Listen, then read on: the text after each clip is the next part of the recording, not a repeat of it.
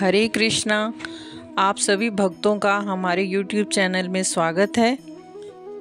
आइए तो आज श्रवण करते हैं ज्येष्ठ कृष्ण पक्ष की 13वीं एकादशी अपरा एकादशी की कथा का श्रवण करते हैं। श्री कृष्ण भगवान ने प्रसन्न होकर कहा कि हे युधिष्ठिर, तुमने संपूर्ण लोकहित में बहुत उत्तम प्रश्न पूछा है। इस एकादशी का नाम अपरा एकादशी है। अतः यह अपार धन संपत्ति देने वाली एकादशी है।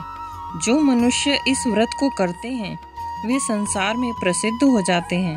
अपरा एकादशी के व्रत के प्रभाव से गोहत्या, ब्रह्म हत्या, भूत योनि, दूसरे की निंदा आदि अन्य सब पाप दूर हो जाते हैं।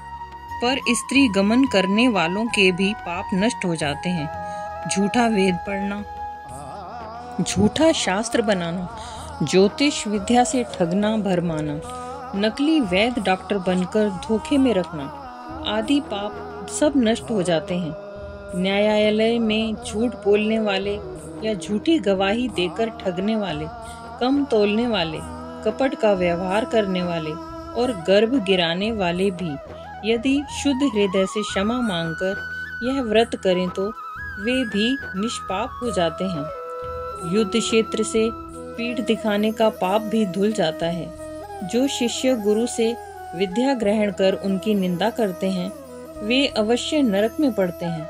ऐसे शिष्य यदि अपने अपराध की क्षमा मांगकर अपरा एकादशी का व्रत करें तो पाप से मुक्त हो जाते हैं। तीर्थ पुष्कर में कार्तिक पूर्णिमा को स्नान करने से अथवा गंगा तट पर पितरों को पिंड दान करने से जो पुण्य मिलता है वही अपरा एकादशी का व्रत करने से प्राप्त होता है। माघ मास में जब सूर्य मकर राशि पर स्थित हो उस समय प्रयाग या काशी में स्नान करने वाले मनुष्यों को भी पुण्य मिलता है।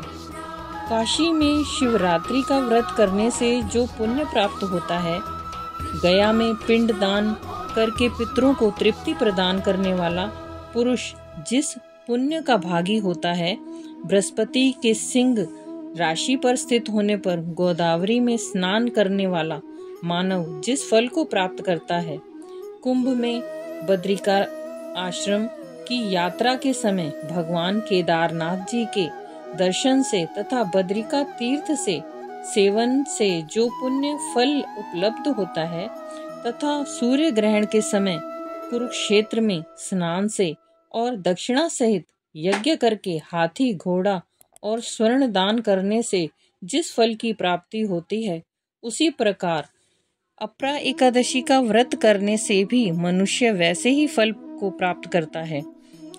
अर्ध प्रसूता गोदान से जो फल मिलता है वही फल अपरा एकादशी के व्रत से मिलता है। भक्तों, इसका उपवास करके भगवान वामन का पूजन करने से मनुष्य सब पापों से मुक्त हो जाता है।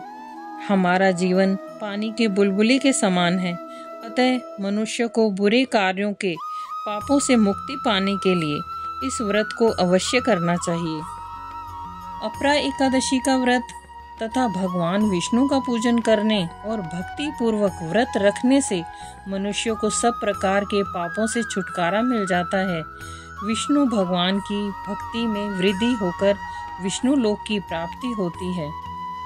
हरे कृष्णा। इस कथा का वर्णन श्री ब्रह्मांड पुराण में वर्णित है।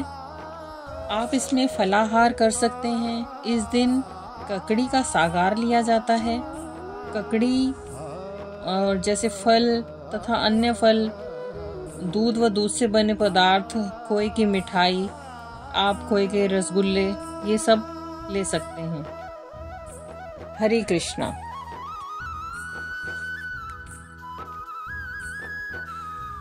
यदि आपको यह एकादशी की व्रत कथा पसंद आती है तो आप इस चैनल को सब्सक्राइब करें, लाइक करें, शेयर करें, बेल आइकन बटन दबाना ना भूलें।